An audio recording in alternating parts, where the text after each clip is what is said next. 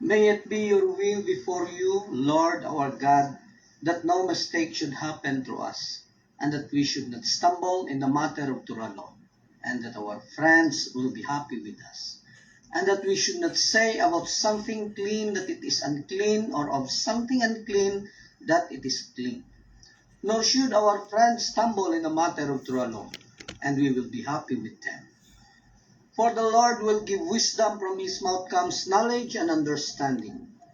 Uncover our eyes, and we will see wonders from your Torah.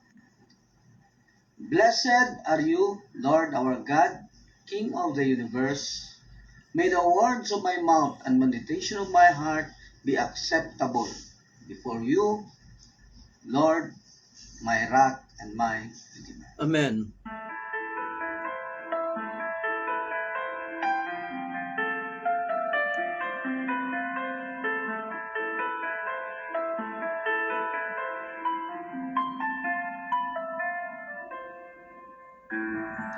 Ikaw akong gitinguhan,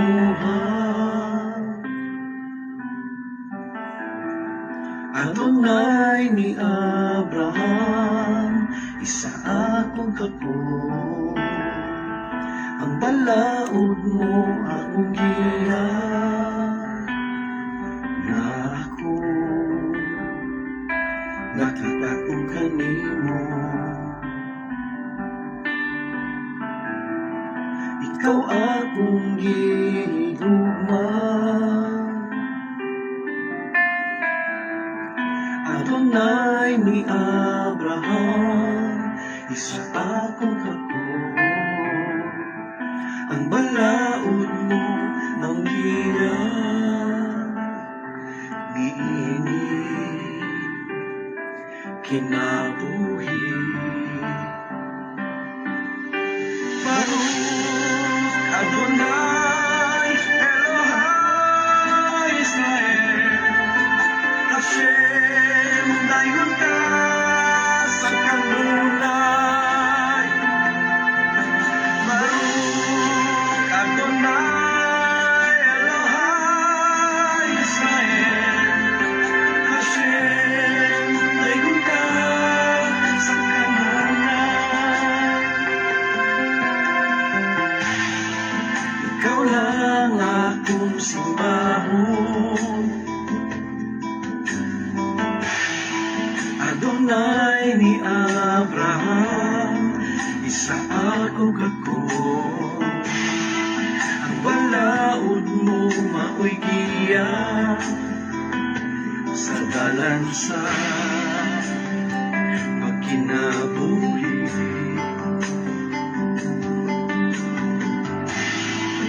Ikaw lang akong yubuan,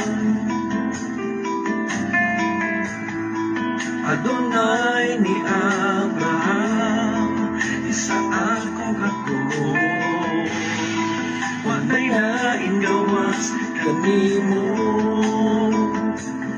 ikaw lang, kung ikaw Hashem. Baruch Adonai Elohai Israel, Hashem dayon ka sa kanunay. Baruch Adonai Elohai Israel, Hashem dayon ka sa kanunay.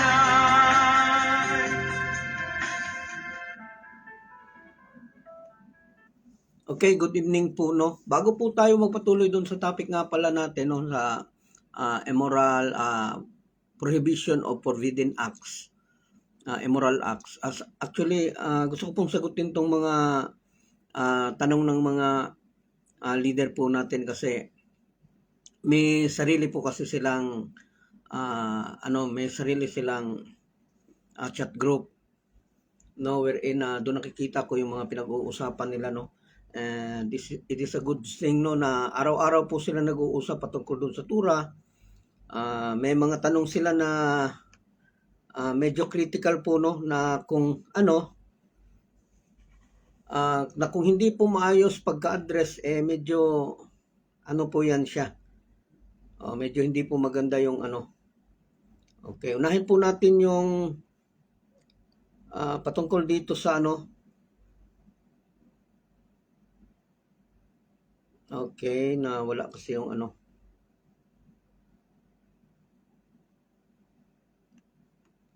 Itong komentary nga pala ni Rashi, no, which is the sunset, the 6th day, creation was completed. 7th day only holiness. Okay, with regards to this commentary, this actually pertains no dun sa holiness, dahil ito pong araw na to, ito pong Saturday po na ito is declared for Hashem to talk about Torah, to study Torah, and also kaya nagiging holy po siya, wherein yung lahat ng araw po is may holiness po yan siya.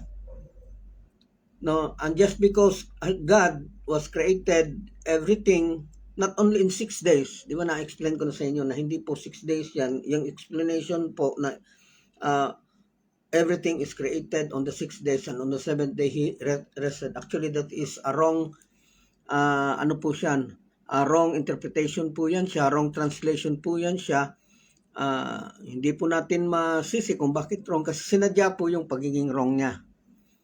Kasi request po yan ni King Philadelphus na from Hebrew iilipat po doon sa Greeks. Yun nga, medyo nag-aalanganin po yung mga Hudyo.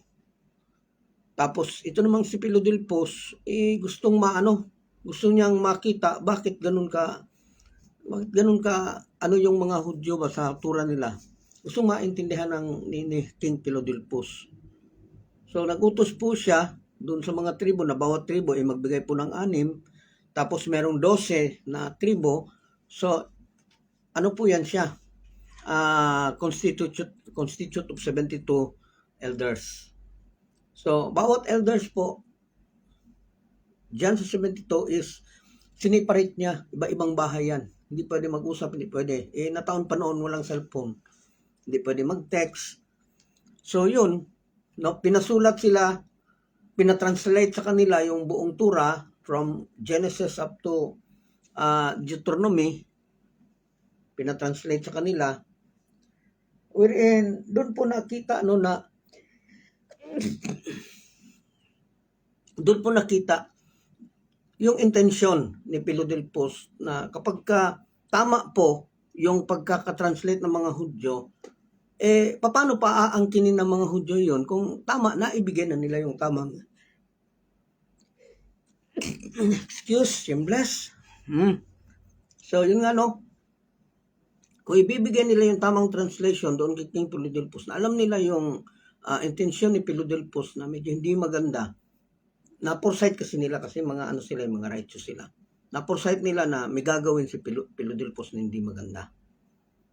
So yun nga, instead na ibigay yung tamang translation, yung isang bahay doon na may scholar, binago niya. Binago niya, nilagay niya doon na on the 6 days, God created all things, and on the 7th day, He rested.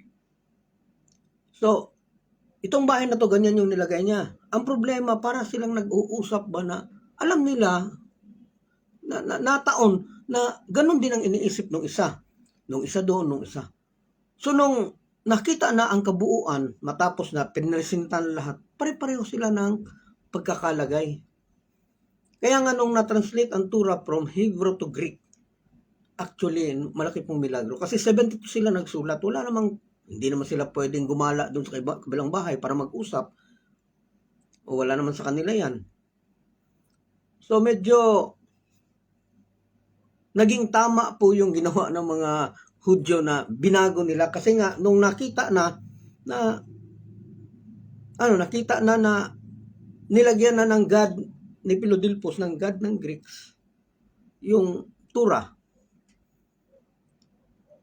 Tapos, medyo naangkin na po ng ibang God yung sinulat nila kung tatamain nila. So para hindi maangkin ng iba, binigay nila may mali. Kaya doon sa pagkakasabi na everything of the creation was created on the 6 days, and on the 7th day he rested, that is wrong translation po. Because God, even on the 7th day, God is still working. Kaya nga sinabi doon, and on the 7th day, He rested. 7th day na siya nag-rest, hindi po pagkatapos doon sa 6 days. Kasi kahit na 7th day, may ginawa pa siya. So marami siyang mga ginawang bagay, kagaya ng letter ng Zayin. Kagaya ng apoy. Yung apoy na physical fire natin, ginawa yan Friday night. Friday, nung pagsalo, pag-sunset. Tinapos yan nung paghabdala. So, paano mo masabi na natapos lahat, may ginagawa pala siya? Pagkatapos, kapag huminto din siya on the 7th day, ano mangyayari dun sa creation niya? So, para yan siyang isang sasakyan na nagkaroon ng gasolina, pinaandar, pinatakbo, pero yung driver tumalon. Kasi rest day. So, ano mangyayari doon sa sasakyan? So, mababangga po. So, all the works of Hashem will go into chaos. Magkakaroon po ng hindi magandang pangyayari kapag huminto po ang Hashem. And until today, hindi po humihinto ang Hashem sa paggawa. Kasi kapag huminto ang Hashem, wala din, hinto din lahat. So, ano mangyayari doon sa mga tao? So, every day has its own holiness. Not only on the 7th day, but also in other days. Kaya lang, iba yung holiness na nagagawa ni God because He created everything. Doon sa holiness na hinihingi ni God doon sa mga Jewish. At iba din na holiness yung ginagawa ng ibang tao doon sa holiness na ginagawa ng mga Jewish. Kasi yung holiness natin is yung isang bagay na ginagawa natin na hindi naman kailangan, pero ginagawa po natin. Na pwede namang hindi naman kasalanan kung hindi gawin natin, pero bakit talaga ginagawa natin? So holiness po yan, that is additional to our laws, that is good deeds. So, marami pong mga bagay na ginagawa natin na wala po sa 7. Wherein yung mga bagay na yan is yun po ang nagbibigay sa atin ng holiness. At yung holiness na yan po is mahahalo po yan siya lahat doon sa mga Gentiles. Mahahalo yun siya. Then, hahalo din yan siya doon sa holiness ng mga Jewish. Maliit na bagay, pero kahit papano makakatulong. Pero yung holiness na hinihingi ni Hashem doon sa mga Hudyo na para doon sa loob ng templo, kakaiba pong holiness yun. Kaya marami silang bawal. Kasi halimbawa naka-smell lang sila ng hindi magandang amoy. Mawawala po yung holiness nila. Kasi yung holiness nila is utos ni Hashem eh. While yung holiness natin is hindi voluntary natin na ginawa kahit na hindi kailangan, pero ginawa pa din natin in honor of Hashem. Yung holiness nila is pang templo yon. Yung ito namang holiness natin is para mapaganda yung image natin dun sa harap ni Hashem. Yun ang tamang pagkakaano dyan. Okay? So, although Rashi, nag-comment po siya, pertaining lang doon sa isang parte. Hindi po doon sa kabuuan. Kaya hopefully nakakuha po natin ha. Gamit nila yung Rashi. And this is good, no? That nagsisimula po silang mag-quote no ng mga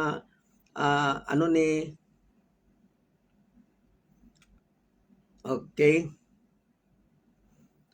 Sa mga Diyos, pag nilagyan ka ng earrings sa amo mong Hudyo, magiging slave ka na sa kanya habang buhay. Okay, ganito po yan. Hindi po yan ganyan. Hindi po yan ganyan. Ganito po yan. Nagsimula po yung airings na yan actually during pa po sa enslavement. During pa po sa enslavement. So, although yung may kaiba kasi yung earrings na pang-arte lang at earrings of slavery. Iba kasi po yun. Ang earrings of slavery is ito yung earrings na pang beautification ba? Para maganda tingnan yung sa katawan. Para maging maganda ka, yung mukha mo, para maganda doon sa ibang tao. So, for beautification siya. And this is actually allowed. In fact, kung titingnan natin mabuti doon sa paggawa ng golden calf, no? Nung humingi yung mga Arab Rab ng mga gold, although ayaw magkasama ng mga babae, ayaw kasi they are yung mga babae actually die hard sila doon kay Moshe. Ayaw nila makisali sa ginagawa ng mga lalaki doon sa mga eldest son ng mga lalaki, mga anak na mga pari. Ayaw nila makisali. Pero kinukuha ng mga husband nila yung earring at ginawang so ibig sabihin at that time actually hindi na sila slave. Allowed sa kanila yung pagpapaganda, yung gina-adorn doon sa katawan. Allowed po yan. Kaya lang kakaiba yung sa kanila kasi iniipit. Hindi yung binubutas. Sa enslavement naman, binubutas siya. Pero hindi din gaya ng butas nito. Hindi gaya ng butas natin. Wala akong butas ha. Hindi gaya ng butas natin ngayon sa mga tenga, sa mga babae natin ngayon. Kasi ang butas nung araw, na palatandaan that they are a slave, is actually, parang ganun kalaki na butas. Nilalagyan nila ng parang tubo para masanay siya na ganun kalaki. Ganun ba? Ganun. Ganun kalaki. Para siyang media na tubo kalaki. Yung tubo ng tubig. Dito. Kapag meron kang butas na ganyan, tapos nilalagyan mo pa ng is actually that is a sign of slavery.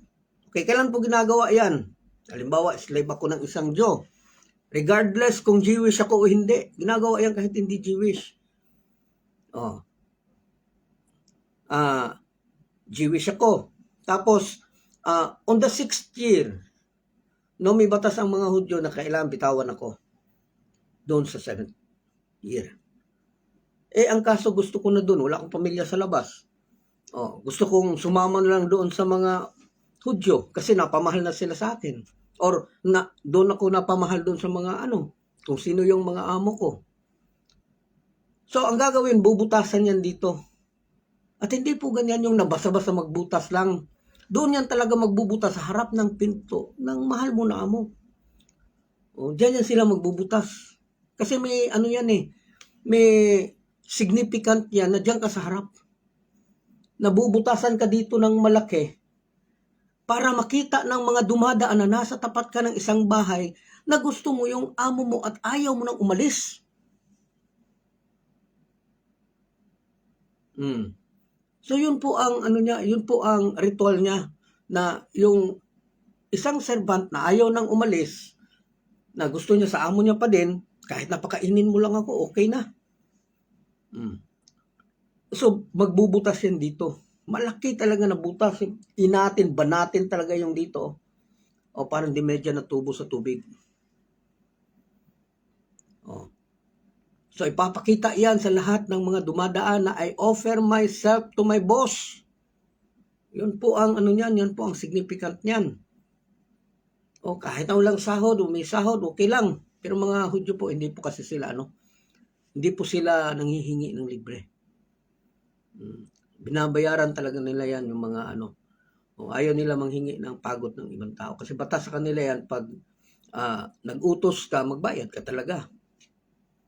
Hindi pwedeng libre, hindi pwedeng ipagpabukas pa. Ang mitzvah talaga nila is pagkahapon bayaran yan.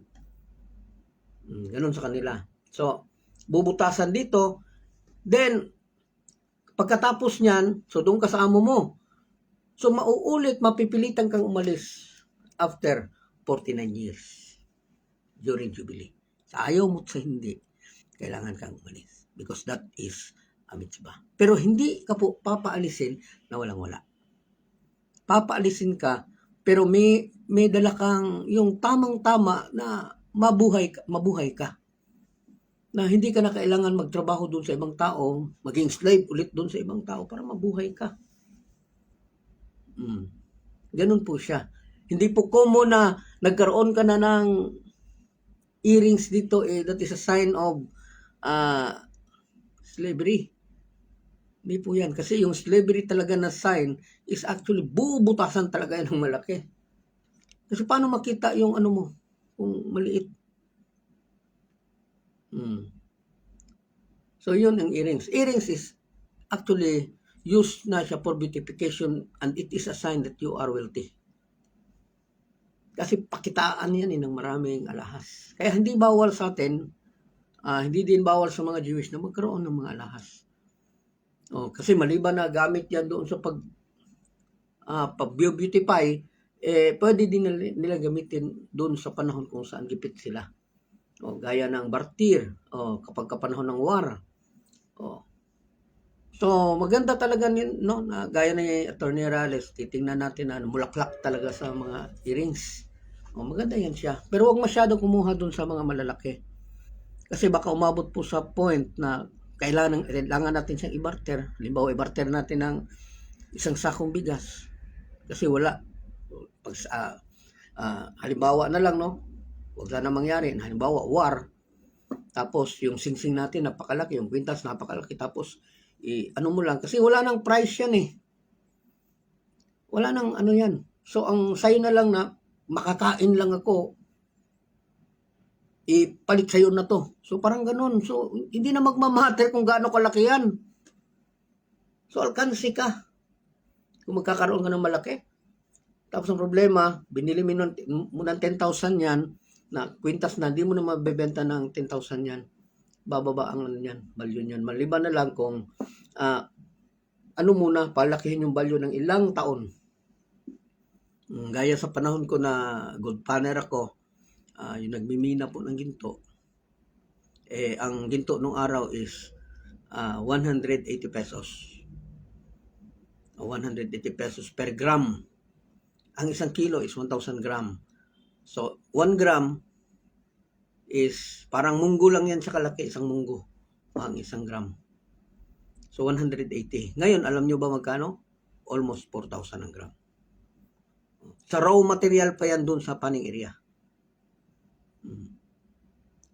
So, doon ka magkakaroon ng ginansya. Pero kung bibili ka ng alahas, patong na doon yung paggawa eh. Di mo naman yan siya mabenta na emergency na kagaya ng presyo na gusto natin na bigyan natin ng tubo. Di mo yan siya mabenta.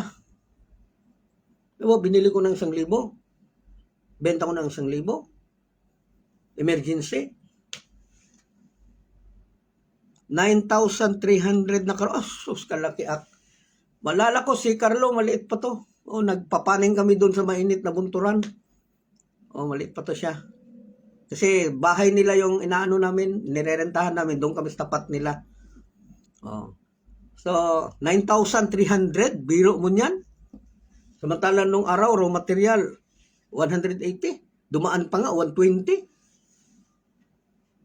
Sus, kalaki pala ng gold ngayon. At sa sapa niyan, kayang-kaya kunin yan doon sa sapa ng isang kon, basta baha lang. Mag-screen. Kahit na makakuha lang ka ng medyo gramo, wala na, pahit na.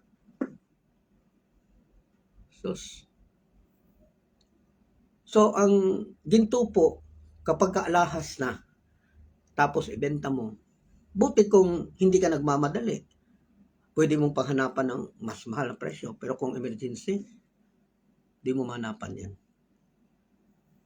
So, halos bigay din. Kaya hindi talaga advisable na magkaroon ng kwintas na marami. Tataka ka yung mga gold panner. Gaya ni Carlo, di mo makitaan ng gold yan. O kasi sayang, pirahin na lang yan. Maya, manakaw pa yan. Likado ka pa doon sa mga ano mo. So, yun nga no, kung gusto magkaroon ng mga alahas for emergency purpose, doon sa maliliit. Halimbawa, 1 gram, 2 grams, 3 grams, sing-sing mo. Pagdating ng panahon, pagpalit mo ng isang sakong bigas, okay lang, 3 grams. Kaysa buong kwintas, pagpalit mo lang ng isang sakong bigas, wala ka namang magagawa. Sila naman ang mag-aano ng magkano yun. Yes, magamit during wartime. Kaya lang, lilit ang value. So, balik tayo no doon sa earrings. That is actually a sign of wealth. Kaya nga, maalala natin na during the time doon sa mana, kung saan nahuhulog, ang maagang nagigising, may palaman na ginto yung mana nila.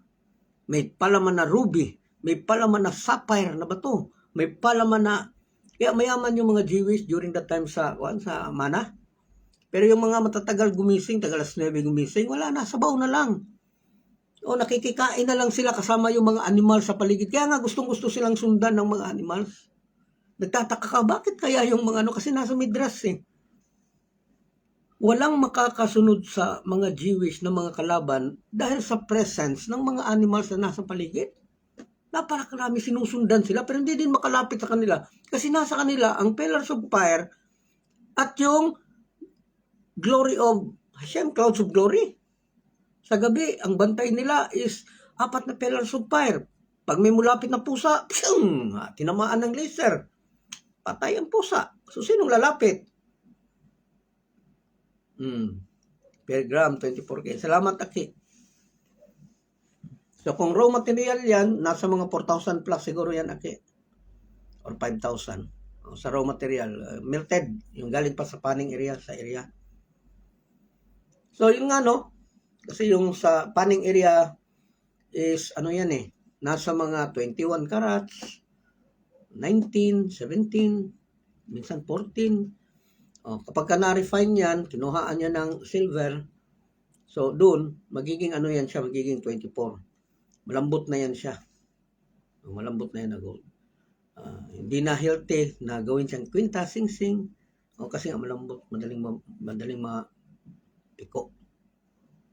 So, kailangan siya lagyan ng silver para tumigas. 18 o 21. 21 medyo malambot na yan. May mga may mga gold panner po tayo na nandito no, katulad ko nung araw. Medyo matagal din ako naghinto. Naghinto lang talaga ako dun sa time na nung nag-asawa na ako kung saan nabardownan po kami. Iba din yung bardownan na natikman ko sa Diwalwan o dito sa medyo sa Zamboanga banda. Nagkaroon ng bardown dyan. Kasama din ako. Kaya lang, medyo risk taker. Pagtingin ko na bardown, sasabay ako dun sa bardown. Pakyat. Kaya nakaligtas ako. Yung ibang kasama ko, andun, tabunan. Tago-tago sa ilalim eh. Di wala, natabunan, di patay. So, yun itong tanong nila na kapag ka may earrings ka or may ka is slave ka ba automatic? Hindi po. Kasi maging yung mga boss, mga hari is may mga yan sila. So, ibig sabihin, slave din yan sila. Kaya lang, kapag ka slavery talaga, gusto mong maging slave talaga doon sa busing mo na mabait, nababaitan ka, wala ka namang pamilya, wala ka namang mapuntahan doon sa iba, basta 6 years, obligado po ang Jewish na ilabas ka. Bibigyan ka ng hanap buhay, kasi batas nila that on the 7th year, kailangan kang i-free. Ayaw mo kasi mas gusto mong kasama sila kaysa doon sa relatives mo. Kasi totoo naman yung kasabihan minsan na mas mabuti pa yung ibang tao kaysa relatives mo. So, yun, mas gusto nila sa boss nila, then magpailalim sila, haharap sila doon sa pinto ng bahay ng boss nila, at doon gagawin ang ritual na bubutasan ng malaki. Tsaka lalagyan ng earrings. So that is a sign of slavery. Pero kung ganito lang, tapos bubutasan para malagay ng earrings, hindi po pwede sa atin yung kasi nagbibigay ka po ng sakit. Kasi nung araw, iniipit lang yan eh. Kaya nga napakadali nilang tanggalin. Yung iniipit, binubutas talaga dito, pero maliit. That is a Christian way of, ano po, dito na yan sa makabagong panahon. Pero nung araw, iniipit lang po yan. Dito. Ganun po yan siya. Okay? So marami pang mga mga tanong dito na di ko na makita. Yung iba. Okay, meron pa silang dito, sinasabi na saan daw ang creator, paano daw niya na-create yung isang bagay? Paano ba yung pagkasabi? How the creation takes place. So, where is God during the creation? Kaya ganito yan. Hindi ko kasi exactly talaga hindi ko makita yung tanong eh. Na yung creator po is gumawa siya. At yung ginawa niya isang creation. Pero ang creator po, wala dun sa loob ng ginawa niya. Nasa ibang po siya. Meron siyang sariling dimension ba? Na kung saan siya naandoon para gumawa siya ng isang creation. So, ang tanong, sinong nag-create doon sa kinalalagyan niya? Kasi I created. So, pag-create, ibig sabihin, wala siya doon sa loob. Kasi kung nasa loob siya, ibig sabihin, wala din siya. Logic ba? Logic. So, automatic po yan. So, kung nag-create siya, He is the beginning, He is no end, He is the beginning, He is no end. So, kung saan siya during His creation, so, nandun po siya dun sa realm niya. Which is dun sa realm niya, nag-create po siya ng creation, which is the universe. Then, dun sa creation niya, nagpadala siya ng isang spirit. Kaya sabi doon, the Spirit of God hovers the water, the earth. So, hindi po God yung pinadala niya. Hindi po yun God. Ang problema, yun ang nasamba. Kaya doon sa New Testament, ang sabi doon, God is Spirit. Ang problema, ang God hindi gawa sa Spirit eh. So, kung ang God is siya ang gumawa ng Spirit, tapos yun ang nasamba ng mga tao, then, yung nasamba ng mga tao is only a creation of our God. So, kawawa po kapag katulad ng mga Christian that they believe na God is a Spirit, kawawa po talaga.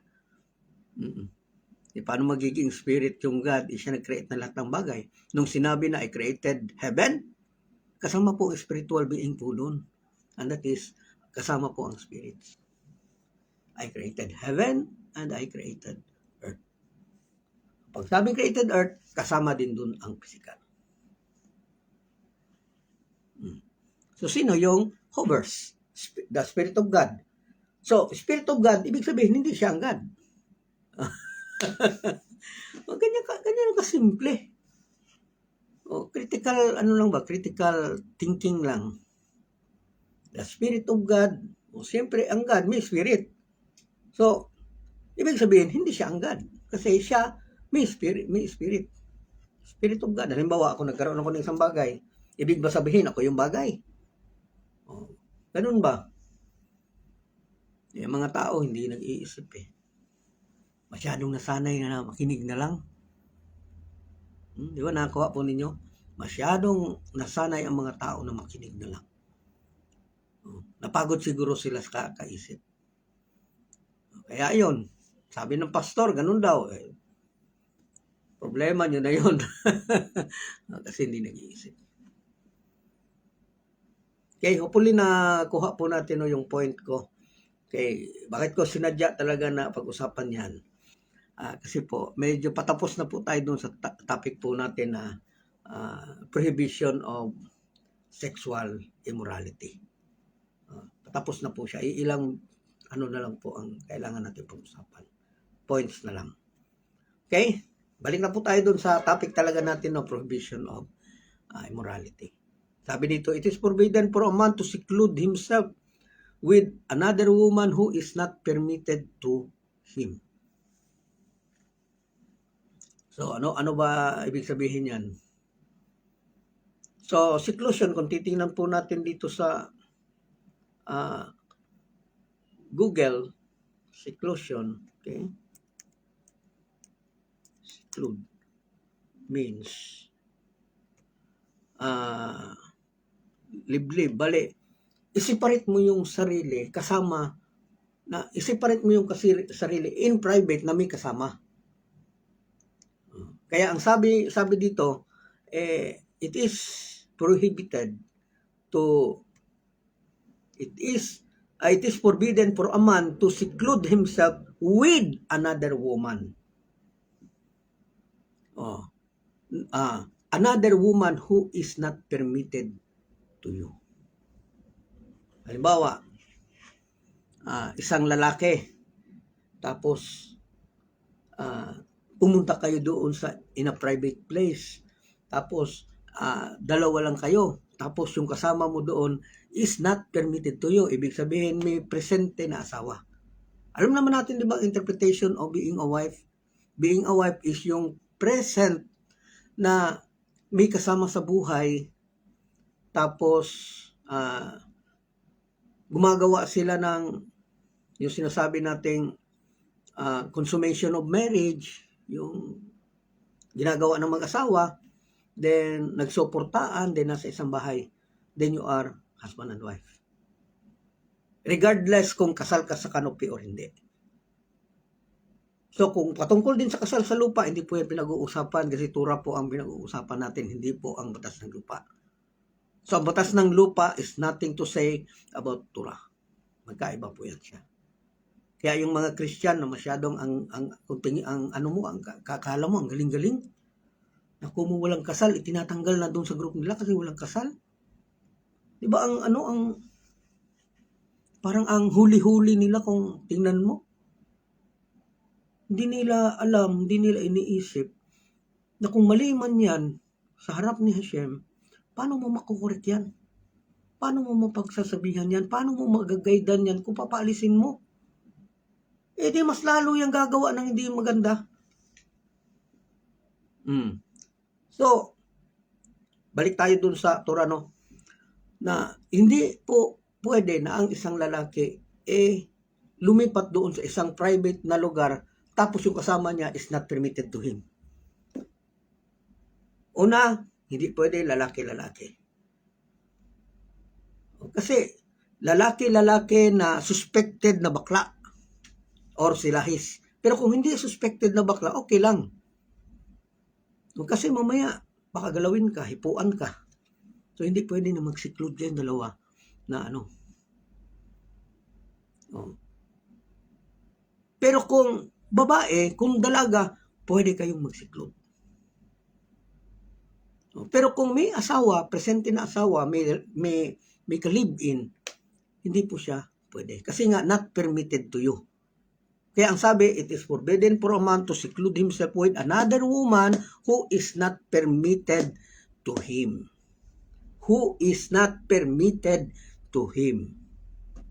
So, dyan po ang keywords. So, what about dun sa permitted? Halimbawa, dalaga, byuda, separated. Permitted naman yan siya. Kaya hindi naman niya considered as husband and wife kapag separated. Kasi hindi naman natin iniisip yung batas sa lupa.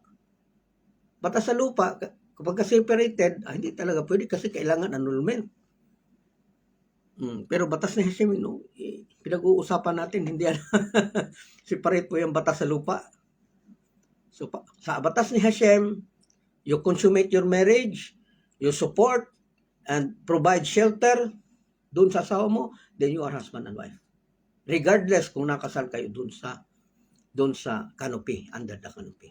The canopy will complete the marriage. Pero hindi ibig sabihin, hindi ka marriage kung walang canopy.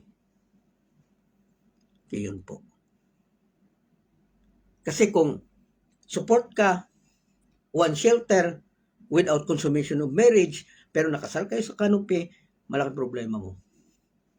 Kasi pwedeng agawin yan. Yes, you are husband and wife, pero hindi ka nag-consummate ng marriage, hindi mo ginamit yung pagkalalaki mo dun sa asawa mo.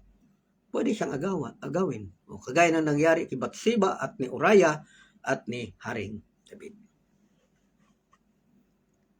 Hopefully nakuha po. Ganun po ang Torah. Okay? Isa pa nga pala natutuwa nga pala ako doon sa last night. Actually, nakita ko po na umabot po tayo ng 130 sa actual video po. Kasi dito nakikita ko talaga kung sino yung nakapanood. Sa inyo po, hindi nyo po, minsan nakita nyo kung ilan. Pero dito po sa akin, nakikita ko po yung actual talaga. Kasi yung FB po, may kinukuha siya. May percentage niya, hindi pakita yung parang daya ba, na ito lang yung watch mo. Parang ganun po ang nangyari. Pero sa actual na makita kapag ikaw yung nagla-live, makita mo talaga lahat. Pero kung ikaw nanonood, konti lang makita mo. Pero dito kapag ikaw nagla-live, tataka ka, mabot ng minsan abot nga 200. Saan galing to? So, yun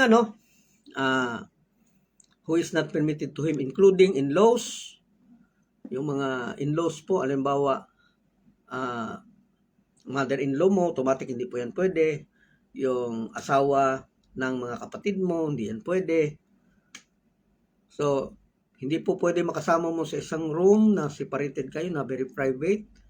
Doon sa in-laws, stepdaughter, stepson, adopted daughter, adopted son, even if they are already mature. Kahit na mature na sila, pwede na makipag-usap. Kung halimbawa, di talaga maiwasan. Halimbawa, syempre, may binabantayan ka, tapos di talaga maiwasan na kailangan kayo dalawa na andoon. Magiging pwede lang siya if the door is not locked. Magiging pwede siya. Pero kung yung magsara kayong dalawa, hindi pwede yan. Automatic po yan, di ba? So kung open siya, i-open mo yung door kahit na konting giwang lang, na nagpapakita na hindi kayo nagtatago dyan. Kasi yan po ang nangyari kay kung maalala natin yung napag-usapan natin kay Reuben, dun sa panahon na ginawa niya kay Bilha, na namatay si Raquel. Treat na nga si Raquel kay Leah kasi hindi nakakasama masyado ni Leah si Jacob dahil kay Raquel, kasi mas mahal ni Jacob si Raquel. Nung namatay si Raquel, ang pinagtuunan naman ng pansin ni Jacob si Bilha. Kasi katulong yun ni Raquel, malapit kay Raquel yun. Tapos andun pa yung nakuha na ni Bilha yung ugali ni Raquel. So tuwing makikita ni Jacob si Bilha, naaalala niya palagi si Raquel. Kaya inelevate niya sa pagiging asawa din. Kaya nagalit si Reuben kasi treat na nga niya si Raquel, mama niya, treat sa mama niya si Raquel. Nung namatay si Raquel, treat pa din si Raquel doon sa mama niya kahit patay na. Kasi naandyan si Bilha Nakikita ni Jacob na si Raquel yung si Bilha. Medyo unfair kung titin. Mukha nga ni Bilha pero ang isip niya na kay Raquel. Pero ganun ang Torah Ganun yung nangyari sa kanila. Kaya ginawa ni Reuben is pinasok niya. Nag-lock siya doon sa loob. So doon sa loob marami ng midrash na lumalabas. Sinabi ng isang midrash na ginalaw ni Reuben. Tapos meron din isang midrash na lumabas, hindi ginalaw, kundi bale ginulo lang yung kama para pag may pumasok makita na magulo yung kama, ibig sabihin may ginagawa sila. Or pumasok siya para makita ng ibang tao na may pumasok doon sa loob. Na ano naman gagawin niya doon? Hindi pa. Alam nga naman magrosaryo sila doon, hindi naman mga Katoliko yon. So mapapaisip talaga na maisipan nila ng hindi maganda si Bila. Kasi live-in na sila ni ni Jacob ang problema, gusto mang maano ang loob gusto ni Reuben na mapalayo ang loob ni Jacob doon kay Bila. Yan kaso hindi ganoon ang nangyari. So nagsisi ngayon si Reuben. So pagpasok pa lang, wala na. Talo na. So isa po yan sa basehan. Na hindi pwede. Na andun si Bilha, asawa ng father niya, and that is not permitted in the Torah. That the present wife live in or concubinage ng papa mo in any time, kahit na patay na yung papa mo, she is forever forbidden to a son. Bawal po siya sa lahat ng panahon. Hopefully na kuha po natin ha. Okay, nasa Manila nga pala ako ngayong buti andito na. Nasa Manila po ako ngayong 16 ng tanghali. 11 po yung flight ko, 11:20 o 10:20. Dadating po ako ng Manila ng 12. Then nakina-Analisa Vergara po ako sa mga panahon na yan. Then magkakaroon po tayo ng meeting 17 and 18. 17, yung pwede pumunta ng 17, pumunta ng 17. Yung hindi makakapunta ng 17, pumunta ng 18. Or, andyan kayo 17 or 18. So, depende lang po sa inyo yan. Para kahit papano, mag-usap-usap tayo. Yung mga personal na problema, pwede natin pag-usapan. Yung yung mga hindi naiintindihan sa Torah, pwede din natin pag-usapan. Kasi mas maigi po talaga dun sa personal. O kaysa ganito kasi minsan yung mga tanong natin medyo nakakahiya itanong. Medyo nakakahiya. Nahihiya tayo kaya limited po yung tanong na lumalabas diyan sa online. Pero sa actual po napakadaming tanong.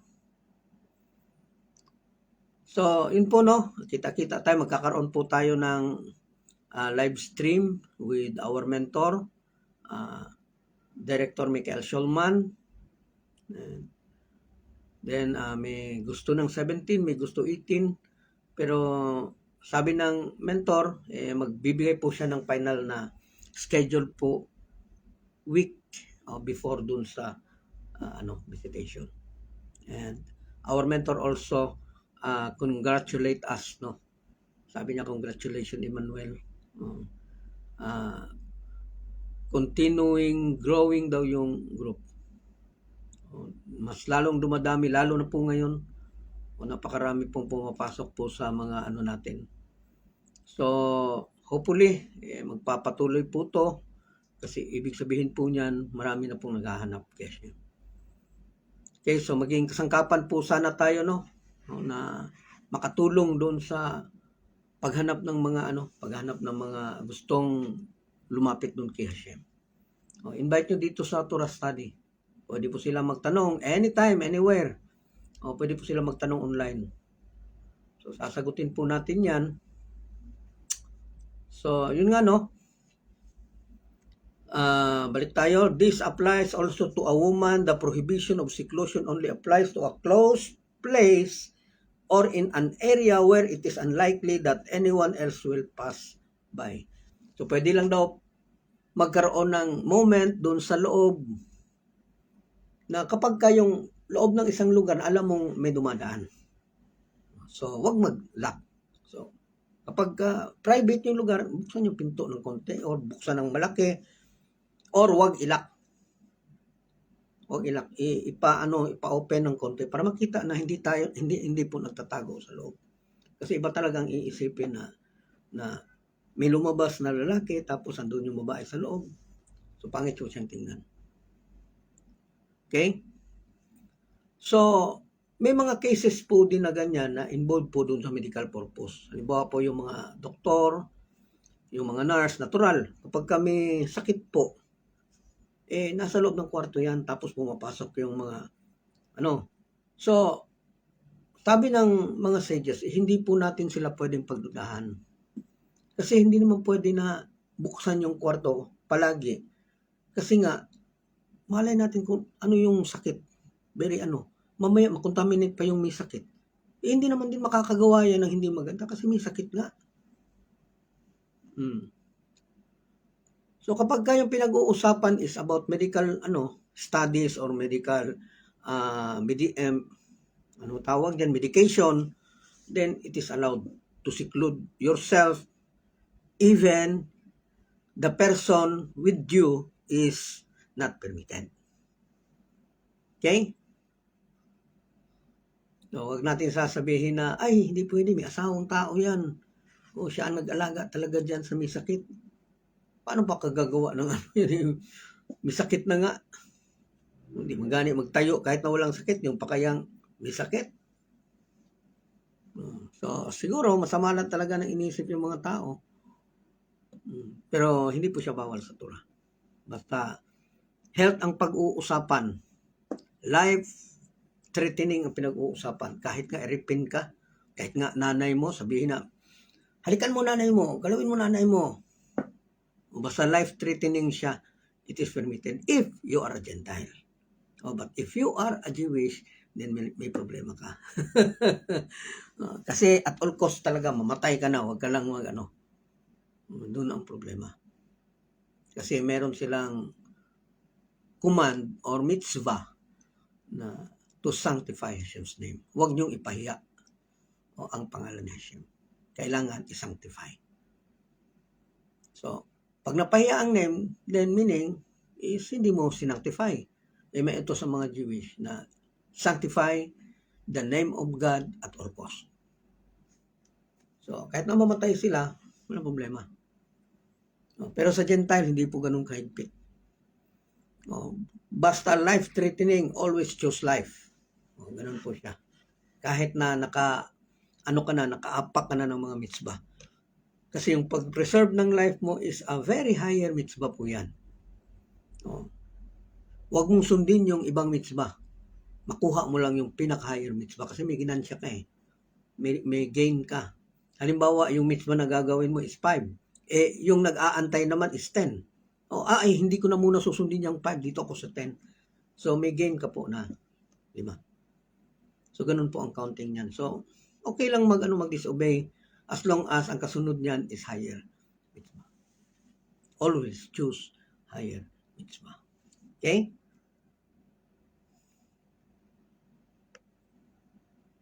A sick man who has no one to take care of him except a woman is not suspected of sinning with her if he is so sick. Kasi halimbawa, may mga kapatid po tayo na caregiver. Paano mo pag-iisipan ng masama yung customer mo na lalaki na paano mo pag-iisipan ng masama yan? Wala na nga, may sakit na nga, sobra maluba na nga. Naalala ko tuloy yung anak ko na yung mga customer daw niya, minsan, hinihipuan daw siya sa puwet, nagugulat na daw siya minsan, kasi mga chick boy, kahit na may mga sakit na, mga chick boy. Kapag tumawa naman si Shaira, kasi nasanay na siya na gano'n yung ugali ng ibang mga tinatapunan siya ng dumi. Dito bagsak minsan sa muka. Tawa lang din daw siya. Pulutin lang din daw niya, tapos itapon niya din doon sa nagtapon sa kanya. So, gano'n lang talaga. So, kapag kami sakit, wag po mag-suspect pagka sila lang dalawa na andyan. Hindi po ganun yan. Okay? A Gentile who recognize, this is the last one, dalawa pa pala. A Gentile who recognize the existing of Hashem. Kung sino po yung maniniwala na ang Hashem is ganyan. And accept the yoke of God's kingship and the responsibility to keep the 7 laws will merit a resurrection of the dead. Ano daw? Ang mga Gentile po na naniniwala kay Hashem na ang Hashem is naandyan at tinanggap niya yung obligasyon niya doon sa 7 laws, then that person will merit a resurrection of the dead. Tekiyat Hamesem. So, makakasama po siya doon sa Tekiyat Hamesem. That is only the requirement. Hindi kailangan mo ko, Lord, iligtas, Lord. patawarin mo ko sa kasalanan ko, Lord. Kasi takot akong hindi maligtas. hindi nag-iisip. Gagawa ng kasalanan tapos ngayon ibang tao ang sasakripisyo para doon sa kasalanan nila. Hindi nag-iisip. So, kapag ka ang Gentile po is nag-recognize kay Hashem, tinatanggap niya yung burden niya sa pagsunod doon sa 7 utos, that person will merit resurrection of the dead. And that person will receive a portion in the world to come. Yan lang po, 7 lang po ang sa ating Gentile. So kung may desire ka na maging Jewish, hindi po masama. Hindi po siya masama. Pero huwag po nating sasabihin na elevation yan siya. Hindi po elevation yan. Magiging elevate lang yan siya kung nag-excel ka dito sa Noahide. Nakuha niyo po? Kasi being an idolatrous nation, kasi hindi naman natin maipagkakailan na galing talaga tayo, nandito talaga tayo sa idolatrous nation. Then, hindi natin tinanggap yung idolatrous belief nila or iniwan natin yung idolatrous belief nila. That is an elevation because the time you live that faith, that belief, actually, magiging pious of the nations ka po. Magiging make custody umut haulam ka. So, from being an idolater, iniwan mo kasi alam mo na hindi tama. Tapos, you believe the oneness of God, you believe the 7 laws, and excel doing the 7 laws, then that's the time na ma-elevate ka into custody umut haulam. Yan ang tunay po na elevation kasi may napatunayan.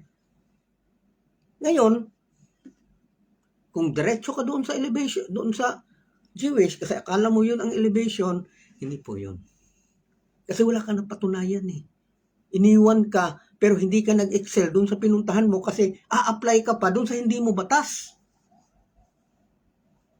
Iniwan mong idolatry, anong ginawa mo? Tatalon ka doon diretso sa mga Jewish? Pwede. Pwede yan siya, pero hindi po matatawag na elevation yan.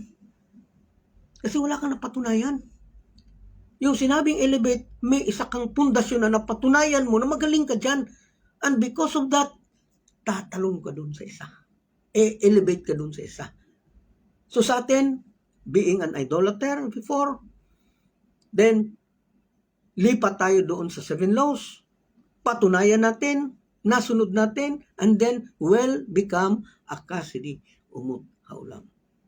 Magiging pious of the nation. Then, you elevated from idolatry to pious of the nations. That is the correct elevation.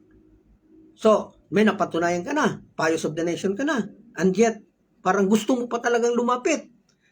Then that's the time for you to convert. Kaya nga yung mga rabbis, ako actually nakita ko na yan kasi ang dami ko ng mga rabbis na nakaharap. Tapos, sinasabi nila na, Emmanuel, why not convert? Kahit doon sa Israel, you convert, Rabbi Mordecai, Rabbi, sino yung namatay? Na kasama doon sa panel na hindi ko lang narinig na although yung mentor nagsabi sa akin na you want to convert Emmanuel, pero tanong yun hindi yun So yung kinukonsider ko na talaga is yung nagsasabi sa akin na why not convert Emmanuel. So malimit na magsalita sa akin ng ganyan yung mga religious na kilala ko. So nagsasabi sila na why not convert. Kasi nakikita nila na ang tura na andyan. Tapos hindi naman sa ipagmamalaki kahit paano may naabot naman tayo dun sa tura. Kilala naman nila ako. Kilala naman yung mga groups. So, kung elevate, yun siya ang tamang proseso talaga kasi may napatunayan. Pero habang wala kang napatunayan, hindi elevation po tawag dyan. Shortcut po yan. And yet, shortcut ka, and your purpose is not yet correct since hindi mo pa talaga nakuha yung kabuuan ng paglapit mo doon kay Hashem. Tingnan mo yung ibang mga convert na gustong ipasok doon sa conversion. Emmanuel, why you do that? Why you make community? O bakit daw ako gumagawa ng community? O bakit daw ano daw purpose ko? You convert. Because the blessing of God is here in Jewish. O kita nyo yan? Ano daw? O the true blessing. Ha? Sabi ko ganun. Hindi ka ba nanginginig doon sa sinasabi mo na the only true blessing is to become a Jewish? So kung ganun lahat ng tao magko-convert, then who will become the nations during the time of the Messiah? Who will become the nations? Who will lead the nations? Who will be the layman? Kasi yung mga Noahan yan, ito yung mga tao na papasahan ng laws na galing doon sa Jerusalem. Sila yung magdi-disseminate ng mga laws. Ito, ganito, ganyan, ganito, ganyan. So kung lahat magko-convert, sino yung mga nations? So nakita ko talaga na even doon na na-convert talaga siya. Hindi lang ako magpapangalan na kasi alam ko na yung iba sa inyo is kilala tong taong to. Na ini-invite niya talaga akong mag-convert, mapunta ng Manila. Then, bibigyan daw nila kasi isa sa mga problema pinansyal eh. Bibigyan daw nila ako ng trabaho doon para mag-convert. Hindi naman po ganun yun. Kasi kahit na ako mag-convert, tapos yung mga anak ko, nakakaano naman. Di ba? Nakakaano. Okay? Kung convert, kaigso yung, dili na makatudlo na mo. Actually, makaturo pa din. Katuro. In fact, magiging utos ko na naturuan kayo. Di ba? Because it is the job of the Jewish people to teach the Gentiles. O kaya lang, medyo mababawasan na po yung engagement natin kasi may sarili na po akong utos na kailangan ko pumuntayan. So, tsaka hindi ko din maatim na iwan yung community. Hindi ko po yan. Kasi naging buhay ko, nakalahati ng buhay ko nandito. Nandito 28 years na po ako dito na nagtuturo. Ilang taon na ako? 58. Kalahati ng buhay ko. So, ano ang mukha ng kihilat kapag halimbawa mag-convert ako? So, hindi naman sa na yung iba walang kakayahan. Alam ko po, mayroong kakayahan. Kaya lang, ang problema ko lang po, hindi ko po alam kung saan dadalhin. Kasi alam natin, napakarami pong Noahan na iba-iba ang idea. Na ginagawa kahit na yung bagay na para dun sa Jewish. Na kapag kami ginawang Jewish, gusto din nila na may gagawin din sila. Hindi nila alam that is creating another religion. Kapag hindi ka inutusan, huwag kang gagawa. Gawin mo yung inutos sa'yo kasi may obligasyon ka doon sa mga bagay na inutos sa'yo, hindi doon sa mga hindi inutos. Ganun lang po kasimple yun. Gumergadot kake, hello aki. Sir, kung himay-himayin, ilan po lahat ang nagpapaloob sa mitzvot ng 7 laws? Actually, 7 laws is a general laws po yan siya. Meron pa po yan siyang mga details. And according to our studies, idolatry alone is nasa 90 po. But the rabbis, detailed the 7 laws, kasama lahat ang 7 laws po, sabi nila 90. Pero ang kihilat po is misreading studies. Using the divine code. Then doon po, inisa-isa, ginawa po namin details yan. Ginawa po namin specific yan, katulad ng Jewish na specific. Sa Noahide, ang 7, idolatry alone is 90. So kung ang 7 po is, aabot po yan sa mga 500. ang details niya. Pero kung hihimayin talaga, gawing detalye talaga lahat, ay sobra pa yan sa 613, brother. Sobra pa yan. Kasi ang 613, specific na siya eh. Ang sa Noahide, hindi eh. Kasi every nation po, sila po yung mag-i-interpret according to the tradition na hindi ka maging masama dun sa tradition mo. Kagaya ng ibang bansa, allowed sa kanila mag-asawa ang pinsan. Eh paano naman dito sa Pilipinas? Hindi yan pwede. Kasi may batas po tayo dito sa lupa na up to fourth consanguinity. So kapag nag-asawa ka ng pinsan, kapag kami nagreklamo, kulong talaga. Pero sa Torah hindi po ganun. Yung ibang nation, allowed. So tayo po ang makikibagay na hindi tayo masyadong maging masama doon sa paningin ng ibang tao. Kasi nga kailangan natin ng mag-establish ng magandang relasyon doon dahil may utos din po tayo na establish Court of Justice. Establish Court of Justice is not only establishing a court. This is establishing relationship with others. So kapag kami maganda ka relasyon doon sa ibang tao, hindi mo kailangan ang court. Kasi wala kang diferensya doon sa ibang tao. Magkakaroon ka lang ng court. Magkakaroon ka lang ng obligasyon doon sa court. Ma-under ka lang sa court kung may problema ka sa ibang tao. So kung wala kang problema, kahit na walang na-establish of court, diyan ka lang. Kahit na wala kang court, okay lang. Kaya nga nung napunta ko doon sa Israel, ang mentor po, may mga rabbis, 6, kanya-kanya po silang lagay ng kanya-kanya po silang lagay ng panel. O dito banda yung mga taga-US, dito banda isang rabbi. Ang nag-hold po sa amin isang mentor.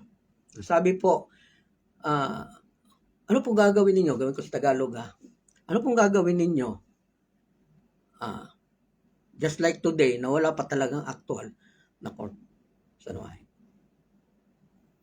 So yung iba, ang tagal nag-usap. Pero kami, simple lang po. 11 po kami nakapunta doon. O participants na during at 2018. In the year 2018. Simple lang po. Para hindi tayo magka-problema sa Court of Justice kasi problema kasi walang court eh. Para hindi po tayo magka-problema ng Court of Justice, huwag po tayong lumiban doon sa 6 laws. Kasi ang court is ginawa yan to make sure na ginagawa mo ng maayos yung 6 laws. So para hindi ka magkaroon ng problema doon sa Court of Justice, huwag kang liliban doon sa 6 laws. Huwag kang magkakamali. So kahit na wala ng established Court of Justice, wala problema eh. Wala ka atraso eh. So gaya lang siya ng pulis. Okay, salamat Igomer Gadot Kaki Jr. Then, Nathan, to be a Noahide is already convert to Judaism, not by a Jewish. Yes, actually, that is correct. No, kaya nga, doon sa panahon nila ni Abraham, yung mga idolatrous, sinabi nila na Eliezer converted into Judaism. In which hindi pagiging Jewish yung conversion nila. Na-convert siya from idolatry to believing in one God. Gaya ni Basya at marami pang iba. Kagaya ni Aner, ni Eshcol at ni Mamray. They are converted to Judaism pero hindi ibig sabihin na naka-convert ka sa Judaism, converted ka na sa Jewish. Kasi believing Judaism, that is believing in one God. So meaning, if you leave the idolatrous belief and believe the one God of Israel, then you convert from idolatrous belief to believing in Hashem. Believing in Hashem means Judaism. Okay? Pero yung conversion na yon, hindi yon ang conversion na dala ngayon ng Jewish. Yung conversion ngayon na sinasabi natin is yung gusto ng ibang tao to become Jewish po yun. Kasi even Noahide is actually part of Judaism because we believe in one God. And that is the God who created heaven and earth. To be a Noahide is already convert to Judaism, not by Jewish. So you are very correct, brother. So no problem po. Then you need to excel. Kailangan dyan ka po mag-excel. Dyan sa pagiging convert mo from idolatry to believing in one God. Believing in Judaism. Diyan ka dapat mag-excel. So kapag ka nag-excel ka dyan, then feel mo na gusto mo pang lumapit, then that's the time for you to elevate. Elevate ka into Jewish people. Kasi kung Gentile ka, elevated ka to Jewish people, magkakaroon ka ng problema. Malaking problema po yan. Tingnan mo, nangyari doon sa Israel. Nakausap namin mismo. Dito man yung mga kasama natin nakapunta sa Israel. Nag-convert siya for what reason? For citizenship. Hindi na ayos din ang pag-ano nila. Ewan ko, hindi ko alam kung anong problema nila. Bakit naaprubahan niya? Siguro magaling din siguro mag-act yun. Mag-acting-acting. Kaya na-convert din. Pero nung na-convert na, sikretong nagpupunta doon sa Tel Aviv para kumain ng baboy. Paano yung conversion niya? No going back kapag ka nag-convert ka. Kasi hindi talaga naintindihan kung ano talaga ang dapat paniwalaan.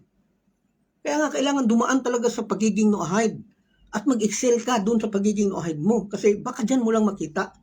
Yung hinahanap ba? Kasi doon sa idolatrous time, lipat tayo ng lipat na religion, di ba? During our idolatrous time na to, yung idolatrous time natin, di ba, lipat-lipat tayo ng iba-ibang religion. Dahil may hinahanap po tayo na something na hindi natin alam. May hinahanap tayo sa isang paniniwala na hindi natin makita. Kaya mayat-maya, lipat ng religion. So, hindi po masama na lumipat doon sa Noahide, galing sa idolatry, and that is converting to Judaism. Because Judaism is believing in one God. Very correct po si Netanyahu, Nathan. That is already conversion. Kaya lahat ng tao, even the time of Moshe, tingnan mo si Moshe, si Abraham mismo, he is a very number one of being an idolater. Kasi halos lahat ng bagay nasamba niya, si Abraham. And yet, dahil sa kakatanong niya dun sa sarili niya, nakita niya, sa lahat ng ito na sinamba ko, meron talagang isang gumawa nito. So, ganun siya. Nag-ano siya sa ulo niya ng tela, yung damit niya. Ginano niya, sign sa respect niya doon sa nag-create nitong lahat ng to. Start yun ng believing in one God ni Abraham. Hanggang umidad po siya, nagkaroon po siya ng 40 years na edad. Doon, naging mature po ang paniniwala niya kay Hashem. Puli nakita po natin, Jigs Benoak, from Dipolog City. Noahidism is part of Judaism teaching for Gentile who acknowledge the oneness of Hashem, unlike the Akum. Yes, Akum was actually a Gentile who really believe idolatry. That is an Akum. While yung Cassidy is yun yung mga tao na naniwala and uphold the 7 laws. Kaya naging pious of the nations. Then, if you want to become a Ger Toshab, then you need to face the 3 rabbis and make an oath. Gawa ka ng oath doon sa harap nila, then you are considered as Ger Toshab. So, 11 po sa atin dito, 11, 12, andyan kasi si Salve, andyan sila ni si Slinay, ilan sila? So, mga around 15 po sa grupo po natin ang nagkaroon ng legit talaga na Ger Toshab kasi nakaharap dun sa rabbis. And the rest is pious of the nations. So, wala pong problema dun sa pagiging Ger Toshab at saka pagiging pious of the nations kasi Ger Toshab ka nga, Gentile ka pa din. Kaya lang, sabi ng mga rabbis, you are half of convert. Ang Ger Toshab po is half of convert. Considered as one half of convert. Pero huwag mag-alala kasi kapag nag-excel ka po dito sa Noahide, naging truly righteous ka talaga, kagaya ni Hug, you will be likened a high priest level.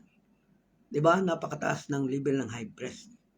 Ang ka-level mo po is actually si Aaron. Hindi man kayang malampasan, pero at least kayang mapantayan.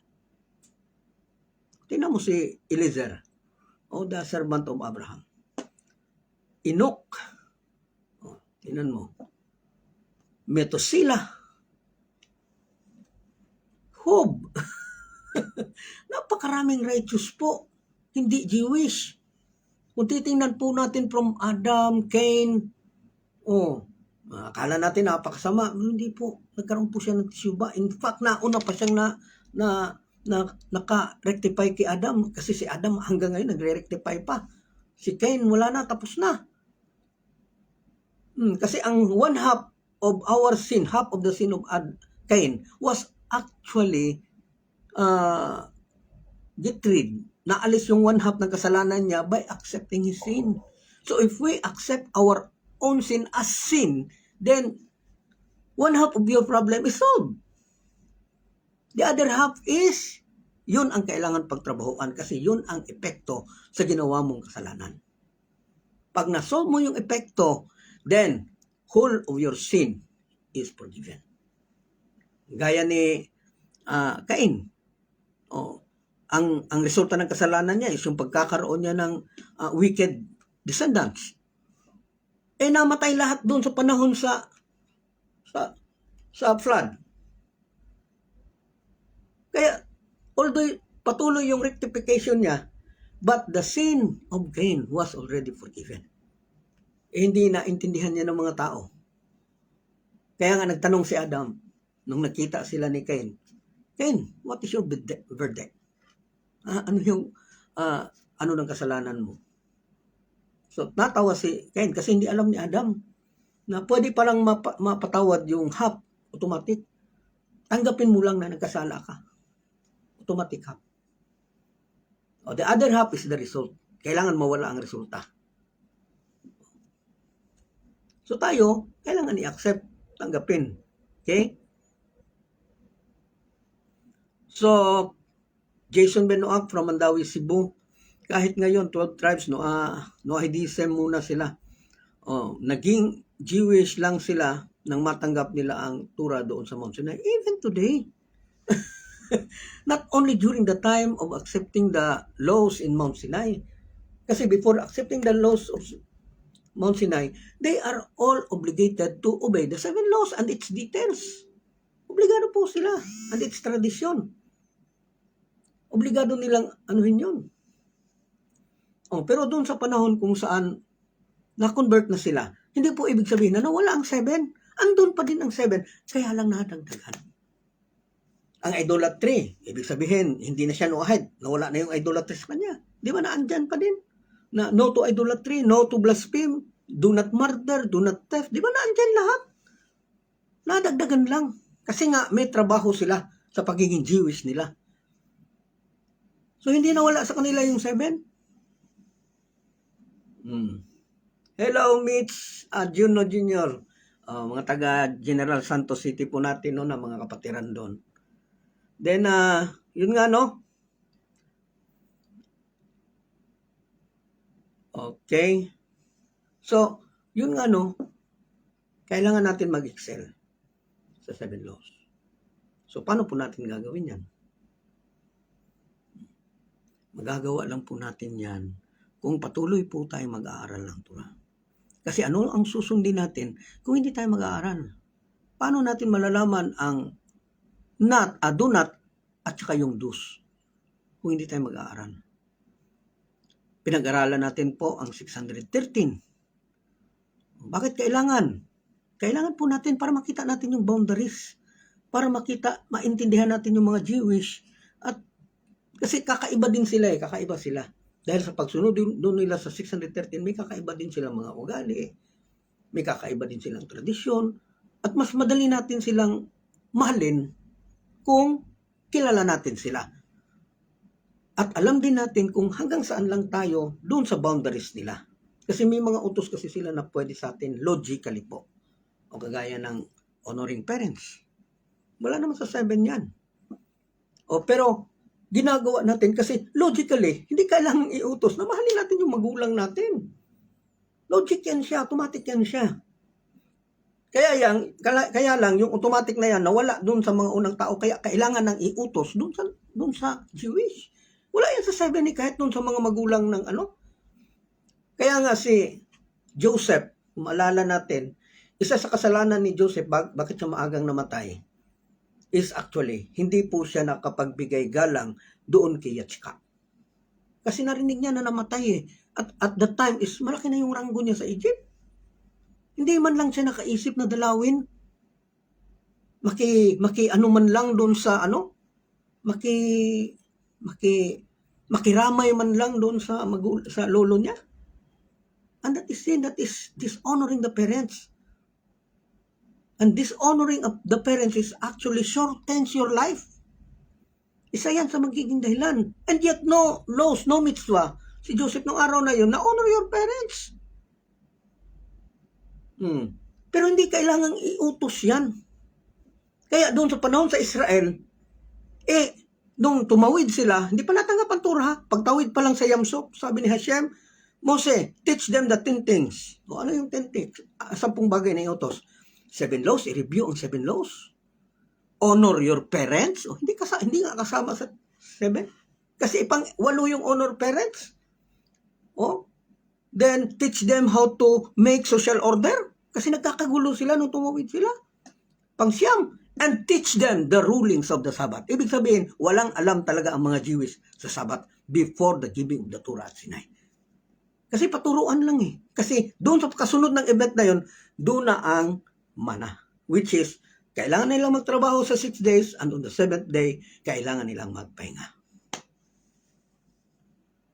Ngayon, kung hindi natin pag-aralan yung mga ano nila, then paano natin ma-explain ng maayos dito? Sunod lang tayo doon sa mga sinasabi ng rabbi. Na hindi natin ma-explain ng maayos kasi nag-aaral tayo through reading and listening only. Wala po tayo doon sa sinasabing critical thinking. Hindi po natin ginagamitan ng critical thinking. So kagaya nito na yung logic, pinag-iisipan natin bakit ginagawa natin, good deeds, o bakit ginagawa. Wala naman sinabi sa 7 na gumawa ka ng magandang bagay. Chidaka, wala naman yan. Pero bakit natin ginagawa? Because it is logically. Kailangan niya siya logically kasi hindi lang tayong tao na bubuhay dito sa mundong to. Kailangan talaga natin tumulong.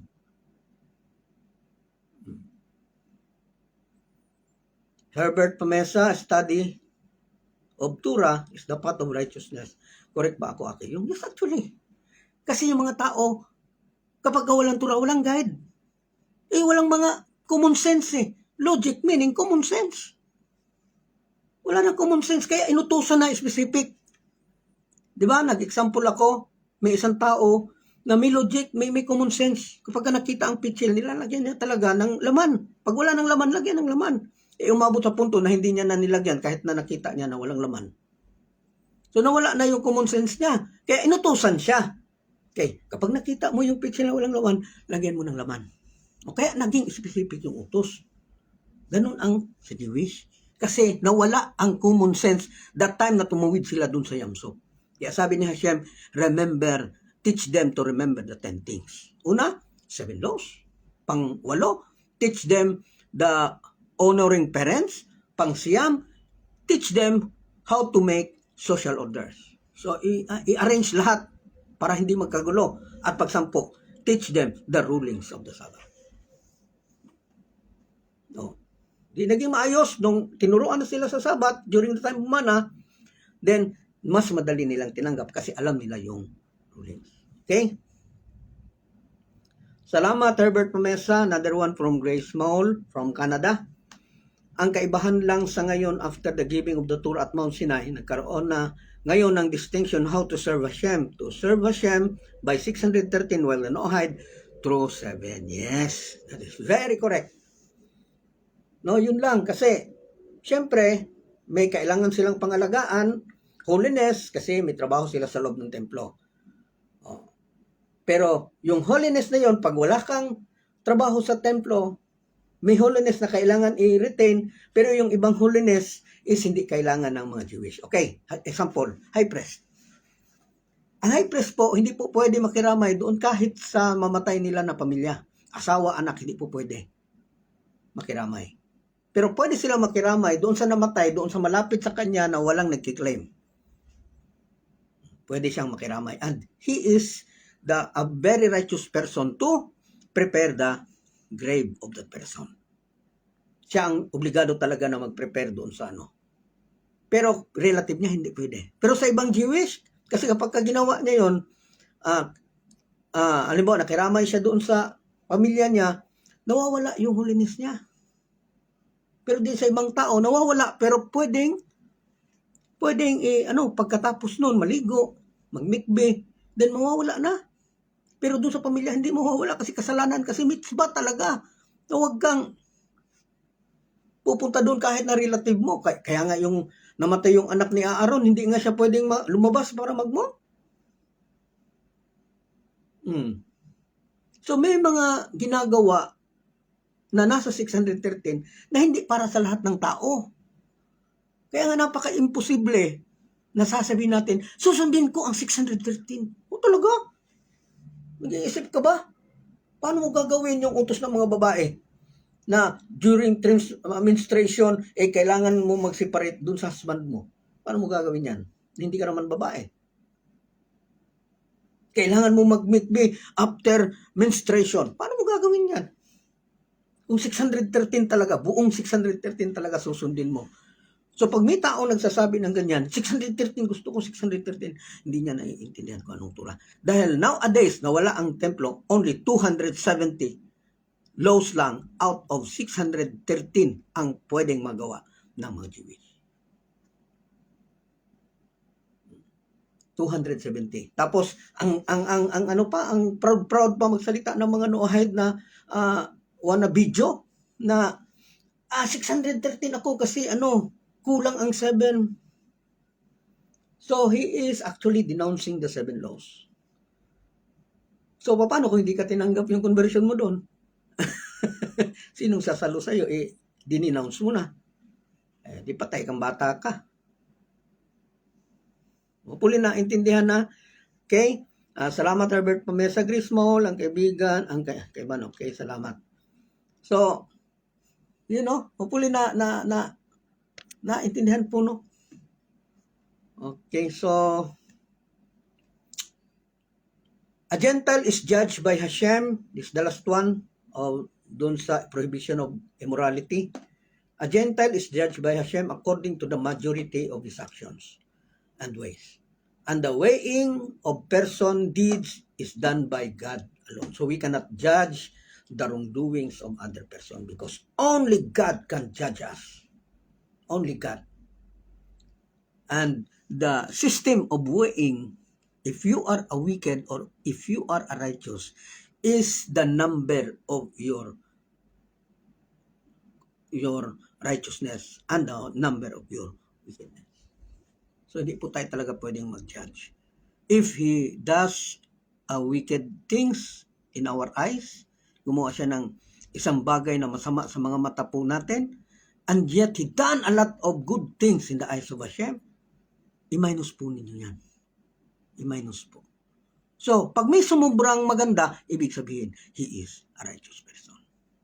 Tandaan po natin, lahat po ng mga taong naging righteous nung araw, may pagkakamali. And yet, his righteousness is hindi po bumaba. In fact, naging righteous pa nga dahil yung pagkakamali niya is na-correct niya. Pero yung righteousness niya doon sa panahon na nagkasala siya, hindi bumaba. Kasi mas marami siyang ginawa na tama. So, nung nagkamali ng isang beses kagaya ni Job, mas lalo siya na-elevate pakyat. Dahil na-correct niya yung mali niya. Kaya ako talaga, hindi ko talaga inaano sa inyo na pag may nagkamali, wag po talaga i-judge. Maliban na lang if he is one of the excommunicated. Kasi may excommunication po. Lalo na po dun sa mga taong nagbibigay talaga ng division. And our mentor instructed me to excommunicate them. So pag nakita ko na medyo nagkakaroon ng Nag-i-ignite ng mga tao na dalhin talaga kasi wala yang hindi mali yan, hanggang sa umabot sa punto na tinapon yung karatula, yung 7 laws, kung saan na lang basura nilagay. So that is denouncing the 7 laws. Hindi nila alam na ang 7 is actually part of the 613. Para na rin ininsulto nila na siya. Kawawa yung mga taong ganyan. Okay? Hopefully po, si Ramses II, naging righteous po ba siya bago po siya namatayas? Naging righteous po si Parao. Okay, bakit? Kasi nagtisyuba siya during the time doon sa Yamsuf. Doon nabagsakan na siya ng tubig doon sa pagtawid. Naging righteous siya. Ganito no one can stand in the time of Teshuvah. Kapag andun ka sa point na mamamatay ka na tapos nagsisi ka, your Teshuvah, your return, your repentance were actually accepted by Hashem. Automatic po yan. And no one can, walang taong pwedeng pumigil dyan. So, kagaya ni Kurak, before he died, makita natin that he is rewarded a portion in the Torah because naging righteous kahit ganun, nagsisi po siya. In fact, naligtas yung 3 anak niya na naging Shir-Hashirim pa doon sa templo. Naging mga singer pa. And he is rewarded a portion doon sa Torah. So, hindi po talaga pwede na po tayo mag-judge po. No? Pag may pagkakamali, bumangon po.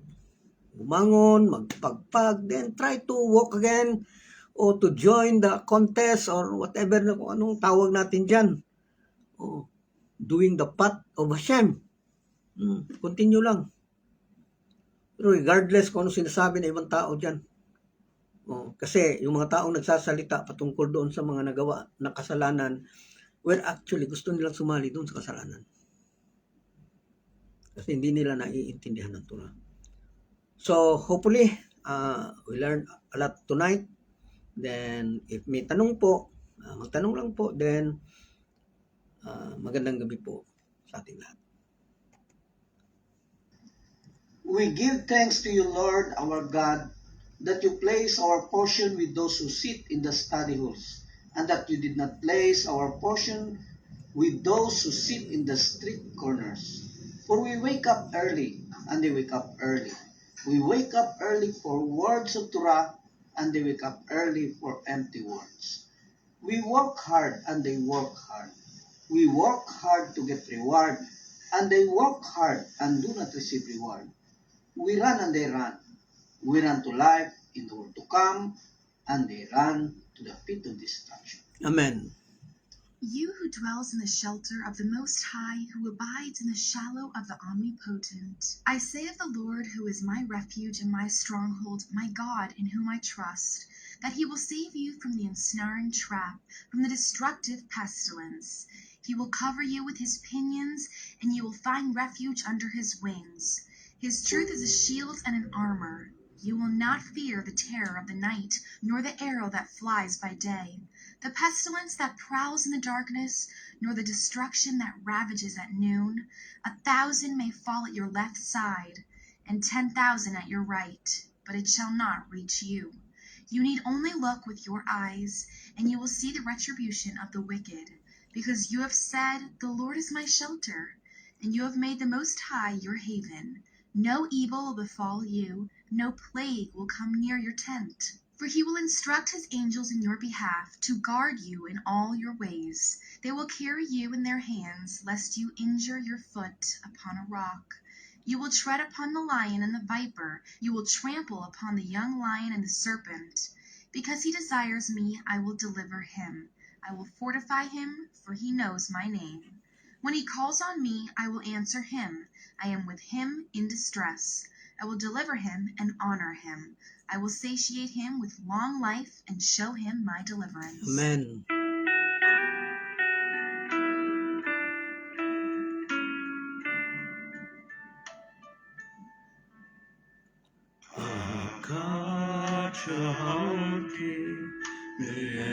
Adonai, Otam.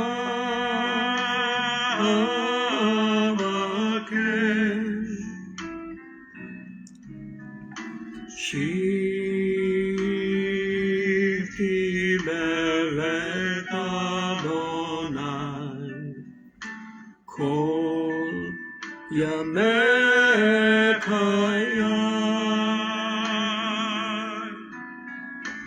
Akashati Miet Adonai,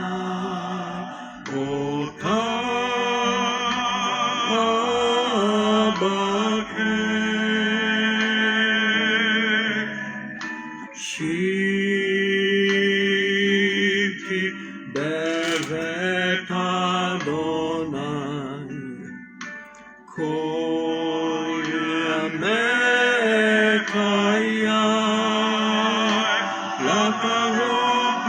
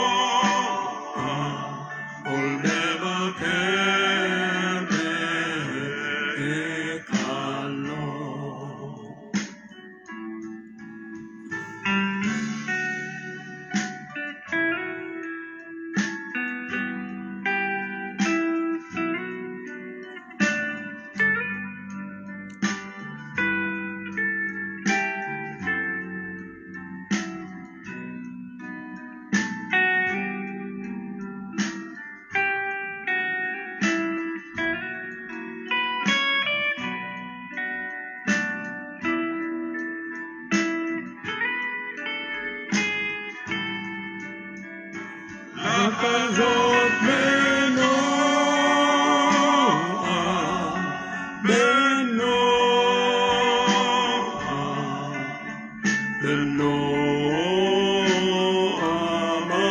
Adonai, Lakazot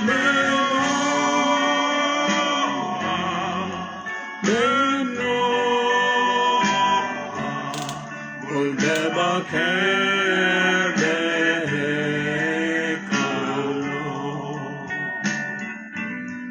Ol Bebaker Bekalo. Amen. Good evening.